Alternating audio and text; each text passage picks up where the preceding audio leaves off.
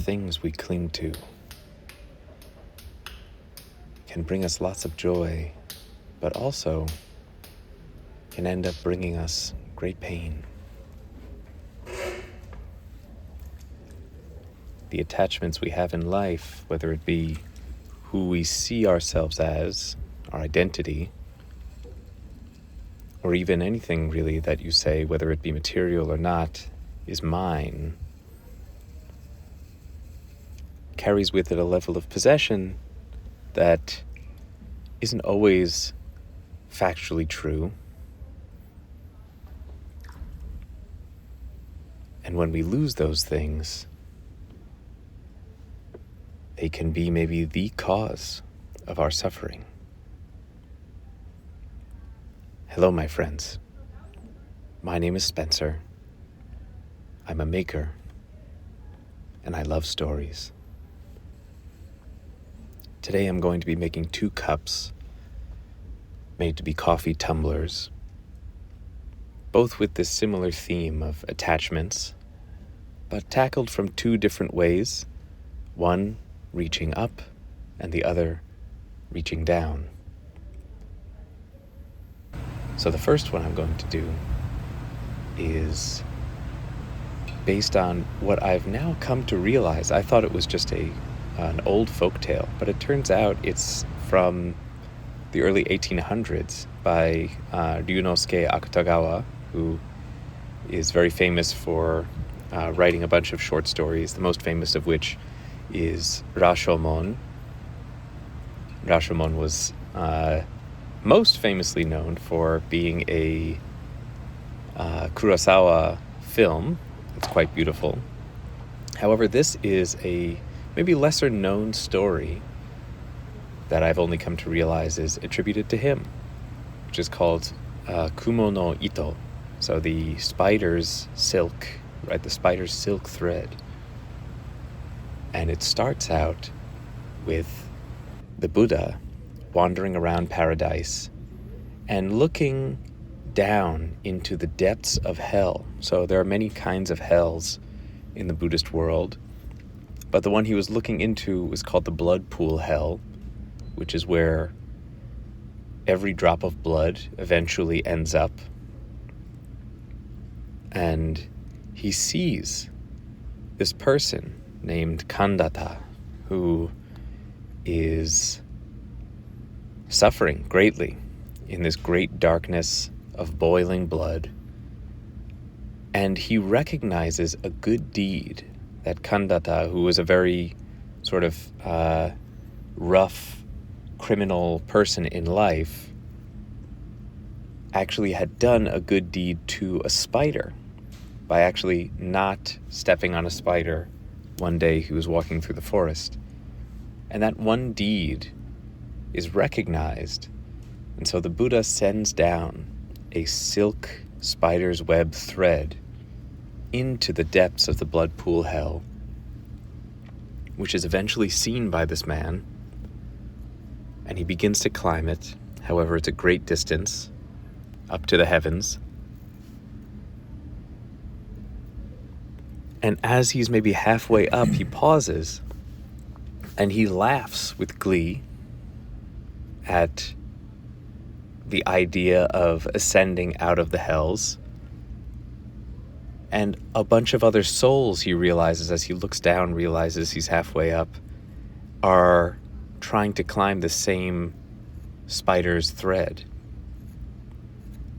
And it's when he decides to tell them, to try and get them off, that it's his and his alone.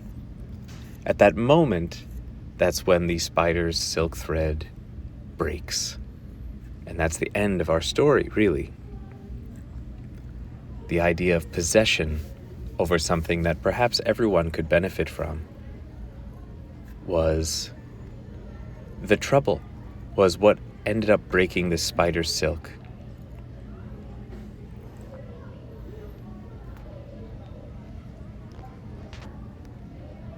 And on the other, a different coffee tumbler, both done in this sort of white stoneware clay Mishima style with black underglaze, is a story that I'm sure exists beyond the scope of who I'm about to mention, but there is a 1700 Zen master who I have loved learning about and did a substantial amount of research on him when I was at university, named Hakuin Ekaku.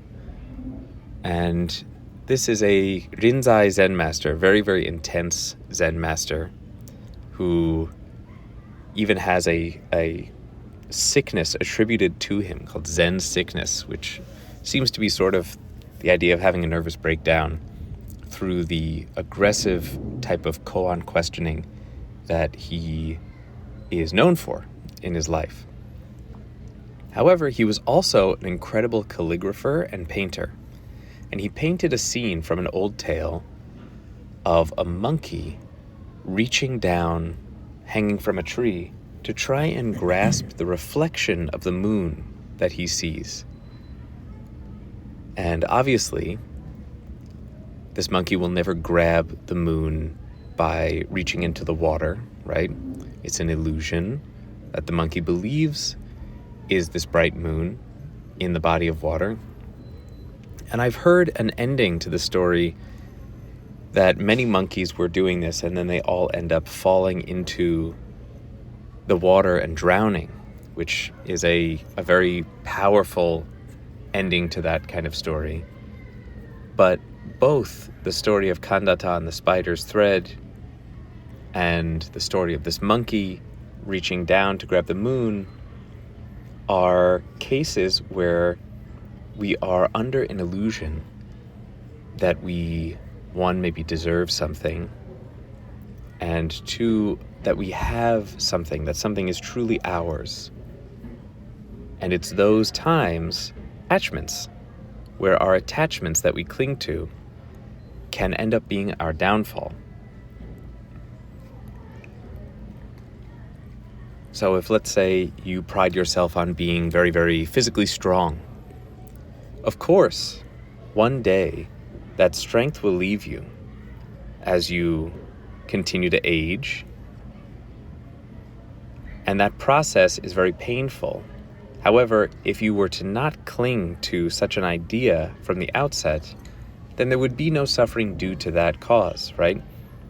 But it's simply due to the attachments that we have that we end up feeling like we're losing something when we no longer, quote unquote, have it.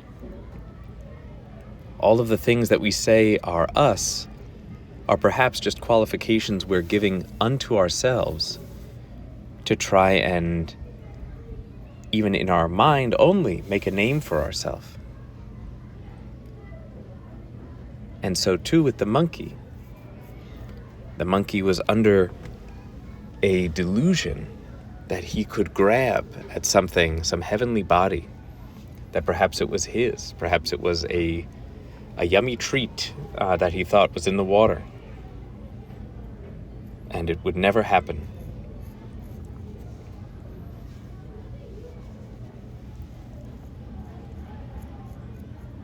And the monkey as an analogy is also a very powerful Buddhist analogy, in that our mind sort of wanders in an unpredictable way, just as we don't know necessarily what a monkey is going to do at any given time. So too, in Zen practice, they call that sort of wandering mindset the monkey mind, in that it is very difficult to tame and control. However, it is our job, if you are to follow a sort of Buddhist lifestyle, to temper your heart so that you can temper your mind and desires and attachments to be more realistic. Because attachments are, even the attachment of who you believe you are all causes of pain and a key facet of the Four Noble Truths of Buddhism.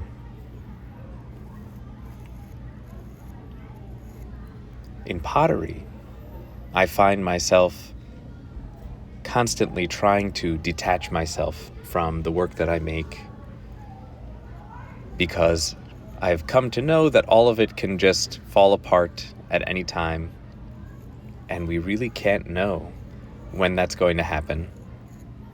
And to acknowledge that when it does happen, one, it is simply dirt that I am arranging into a certain way. And then also, it is almost certainly my fault that such a thing happened.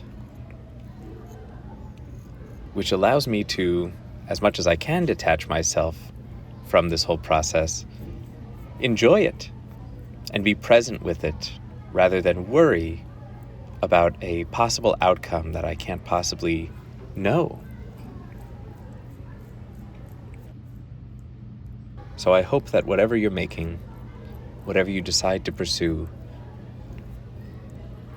that presentness and disciplined mind can follow you to the point where we can truly enjoy every moment of the process. And like I've said before, should you have other ideas of different lore for me to carve, I would be very happy to hear it and think of it next time I get inspired. Have a wonderful day.